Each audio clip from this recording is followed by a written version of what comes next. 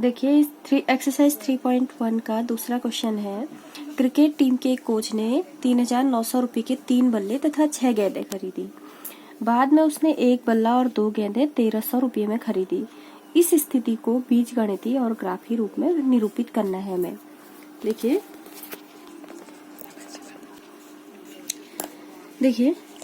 सबसे पहले हम बीजगणितीय रूप में व्यक्त करने के लिए क्या मानते हैं, जो हमें दो चीजें दी होती है उनमें से एक को x से एक को y मान लेते हैं। तो माना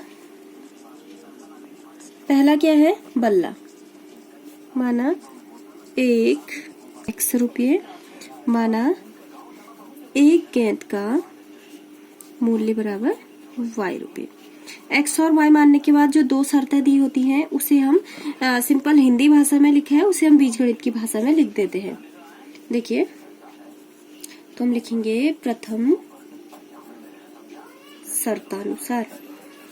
शर्तानुसार पहली शर्त क्या कह रही है कि कोच ने 3,900 रुपए के 3 बल्ले तथा 6 गेंदें खरीदी। 3 बल्ले का मतलब 3 इंटू 1 बल्ले का मूल्य x, यानी कि 3 बल्लों का मूल्य धन 6 गेंदों का मूल्य, 1 गेंद का मूल्य y है तो 6 गेंदों का हो जाएगा 6y, और टोटल कितने की है ये 3,900 रुपए की।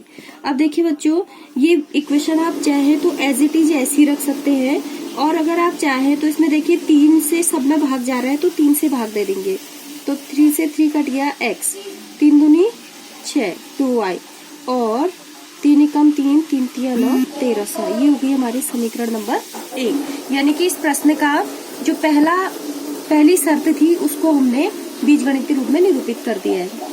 अब दूसरी शर्त देखिए,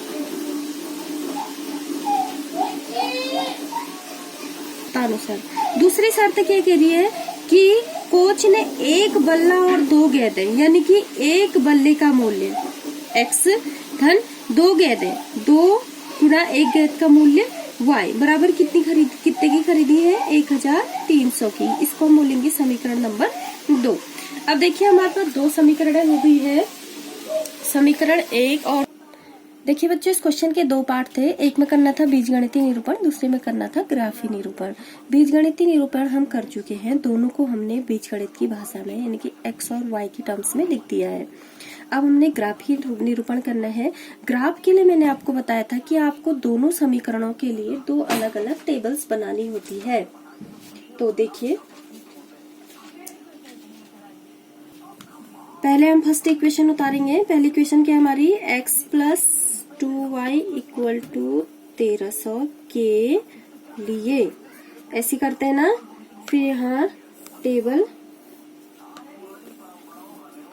यहाँ लिखते x, यहाँ लिखते y, और इसके हम 3 वैल्यू निकालते हैं। देखिए इस समीकरण में समीकरण है x plus 2y equal to 1300, तो इसमें पहले मैं मान लो मैं x बराबर रख रही हूँ 300, कितना 300, x की जगह लिखा मैंने 300 प्लस 2y इक्वल टू 1300 यानी कि 1300, तो 2y इक्वल टू हो जाएगा 1300 ऐसी रहेगा, 300 यहाँ गया तो 2y इक्वल टू आया 1000, और y इक्वल टू आ गया 1000/2, 2 पंचे 10 0, तो y बराबर कितना आया हमारा 500। ठीक है, अब हम x बराबर रख रहे हैं 100, यानी कि यहाँ पर x की जगह में 100 लिख दूंगी। 100 प्लस 2y इक्वल टू 1300, तो 2y इक्वल टू 1300 ऐसी रहेगा, ये -100 हो जाएगा, तो 2y इक्वल टू आ गया 1200, y इक्वल टू आ गया 1200, ये गुणा में है तो भाग में चला जाएगा, 2 छक्का 12, कितना आया 600। अब x इक्वल टू मैं रख रही हूँ -100। याद रखिएगा पहले वाला क्वेश्चन जो किया था हमने 2, 3, 6 ऐसी वैल्यू ली थी, क्योंकि यहाँ ज्यादा वैल्यू है ना, 100 में गई है तो हम 100 के करीब वैल्यू लेंगे। अब हमने x की जगह -100 लिया है। देखिए यहाँ पर -100 प्लस 2y इक्वल टू 1300, तो 2y इक्वल टू 1300, ये माइनस में है, यहाँ जाके हो जाएगा प्लस, तो 2y इक्वल टू आ जाएगा 1400, y इक्वल टू 1400 अपॉन 2, 2 7 जा 14, तो y इक्वल टू 700, यानी कि y बराबर 700 आ गया हमारा। तो ये हो गया पहली इक्वेशन के लिए। अब दूसरी इक्वेशन क्या है हमारी, दूसरी है x प्लस 2y बराबर 1300।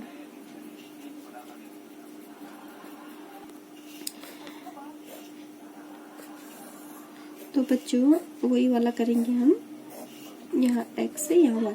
देखो बच्चों दोनों इक्वेशन सेम है, बिल्कुल सेम है, ये फर्स्ट इक्वेशन भी सेकंड इक्वेशन भी, तो हम वैल्यूज भी सेम ही ले लेंगे।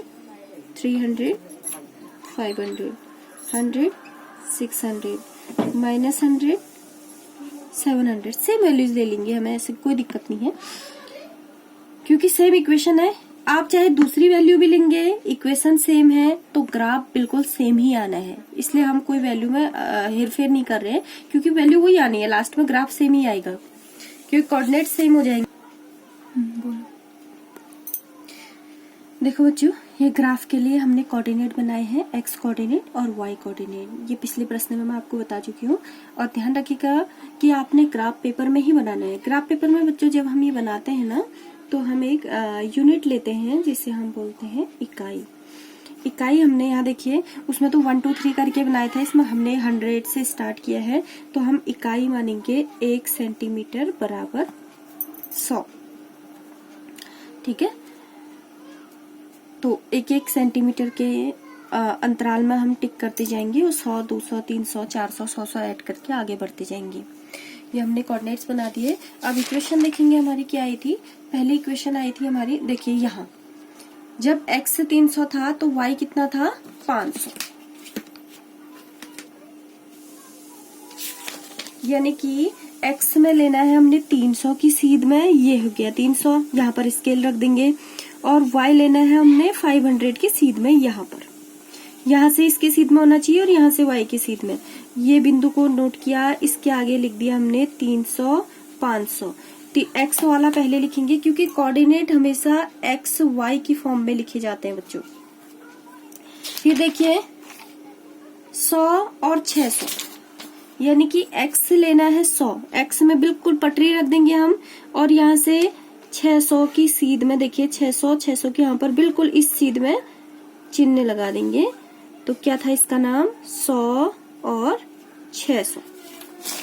अब यहाँ देखिए -100 और 700 इसी तरीके से लेना है बिल्कुल।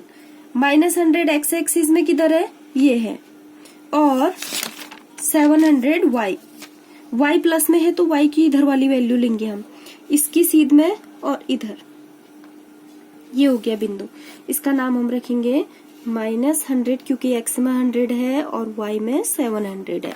देखिए 3 बिंदु मिल गए ना बच्चों।